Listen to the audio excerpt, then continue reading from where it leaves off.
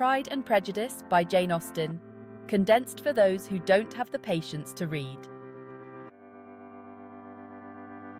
It is a truth universally acknowledged that a single man in possession of a good fortune must be in want of a wife. So begins the story of the Bennet family. Mr. and Mrs. Bennet and their 5 daughters, Jane, Elizabeth, Mary, Kitty, and Lydia, living in the rural village of Longbourn.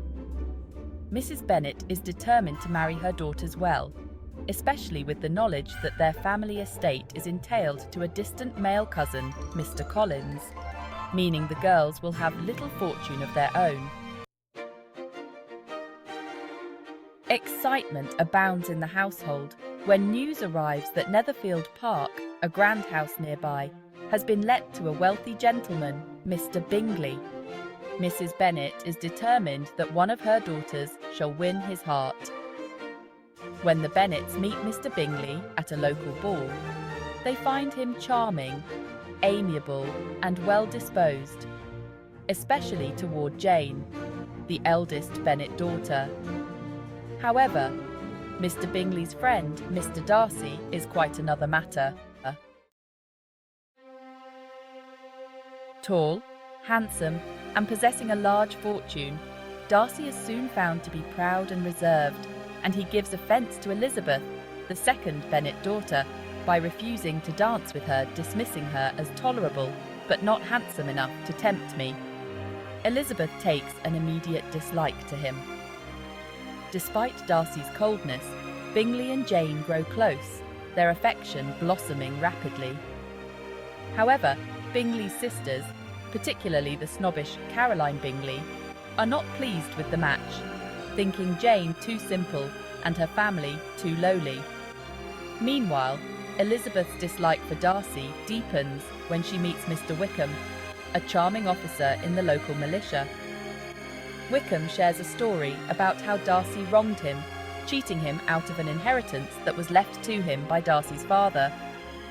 Elizabeth is inclined to believe Wickham and views Darcy as even more arrogant and cruel.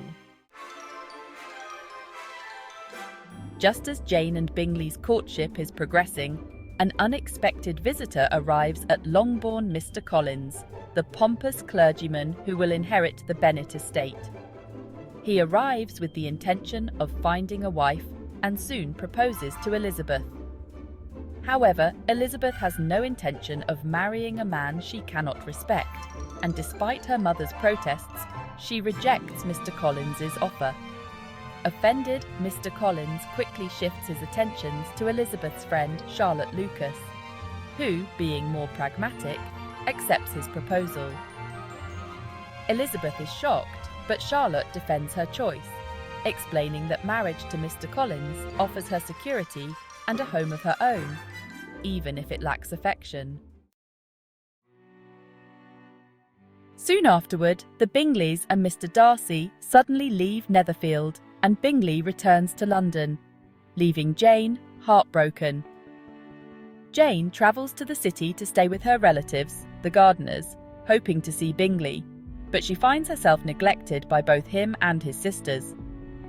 Elizabeth is outraged on Jane's behalf and blames Darcy for influencing Bingley to abandon her.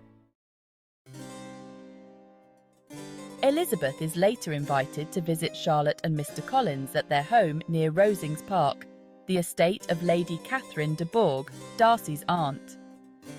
Lady Catherine is haughty and overbearing, taking every opportunity to patronise and interrogate Elizabeth. During Elizabeth's stay, Mr. Darcy unexpectedly arrives at Rosings. Despite Elizabeth's earlier impressions of him, Darcy behaves with increasing civility and attentiveness toward her, though she remains unaware of his growing feelings for her. One day, to Elizabeth's astonishment, Darcy suddenly proposes to her, declaring his love despite her family's inferior status and her lack of wealth. However, Darcy's manner is arrogant, as he assumes she will accept due to the honour he believes he is bestowing upon her. Elizabeth, however, is indignant. She confronts him about his role in separating Jane and Bingley, and she accuses him of treating Wickham unjustly.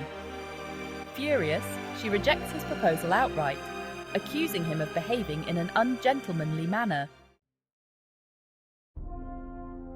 The next day, Darcy hands Elizabeth a letter in which he explains his actions. He admits to advising Bingley against pursuing Jane, not out of malice, but because he believed Jane's feelings for Bingley were not as strong as Bingley's for her.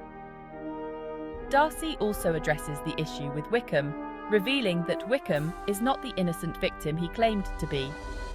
Instead, Wickham had squandered his inheritance and had attempted to elope with Darcy's younger sister, Georgiana, for her fortune, leaving her heartbroken. Elizabeth, though still critical of Darcy's pride, begins to realise that she may have judged him unfairly. Elizabeth returns to Longbourn, where she is soon alarmed by Lydia's increasingly reckless behaviour. Lydia has been invited to spend the summer in Brighton with Colonel Forster and his wife, and despite Elizabeth's warnings, Mrs. Bennet allows her to go. Elizabeth worries that Lydia's flirtations with the officers, including Wickham, may lead to scandal. Meanwhile, Elizabeth travels with her aunt and uncle, the Gardiners, on a tour of the north. As part of the journey, they visit Pemberley, Darcy's grand estate, believing he will not be home. To Elizabeth's embarrassment, Darcy unexpectedly arrives during their visit. However, he behaves with perfect politeness, offering to show them around the estate and introducing Elizabeth to his sister, Georgiana, who proves to be sweet and shy. Elizabeth is surprised by how much Darcy has changed in his manner toward her, and she begins to see him in a new light. Unexpectedly, news arrives that Lydia and Wickham have been found, and they are to be married. The Bennets are relieved, but Elizabeth soon learns from her aunt that it was Darcy who tracked down the couple and paid Wickham's debts, ensuring the marriage would take place. Darcy did this, not for his own sake, but for Elizabeth's, wanting to protect her family from disgrace. Lydia and Wickham return to Longbourn as a married couple, but their happiness is short-lived, as Wickham's true nature becomes more apparent. Lydia, still oblivious, brags to Elizabeth about Darcy's involvement, unaware of the depth of his sacrifice. Not long after, Bingley returns to Netherfield and resumes his attentions to Jane.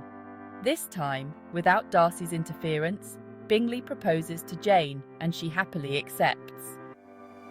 Elizabeth is overjoyed for her sister, but she is preoccupied by her own feelings for Darcy, unsure of where they now stand. Lady Catherine de Bourgh soon arrives at Longbourn, demanding to speak with Elizabeth. She has heard rumours of Darcy's affection for Elizabeth and insists that Elizabeth promise never to marry him, as Lady Catherine has long expected Darcy to marry her own daughter. Elizabeth refuses to make any such promise, stating that she will act as she pleases.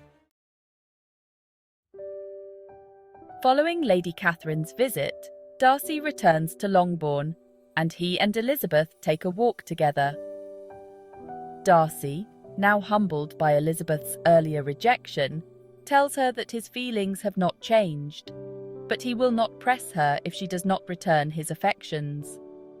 Elizabeth, moved by his sincerity and by all he has done for her family, admits that her feelings have changed, and she now loves him. Darcy, overjoyed, proposes again, and this time Elizabeth accepts. The novel concludes with Jane and Bingley happily settled nearby, and Elizabeth and Darcy married and living at Pemberley. Elizabeth's journey from prejudice and Darcy's from pride have led them to a deeper understanding of themselves and each other, and they find lasting happiness in their mutual love and respect. If you enjoyed this, hit the subscribe button to be a part of Quick Reads for people with no patience. And see the description below to find out how you can get the original classic. Who knows, we might have piqued your interest.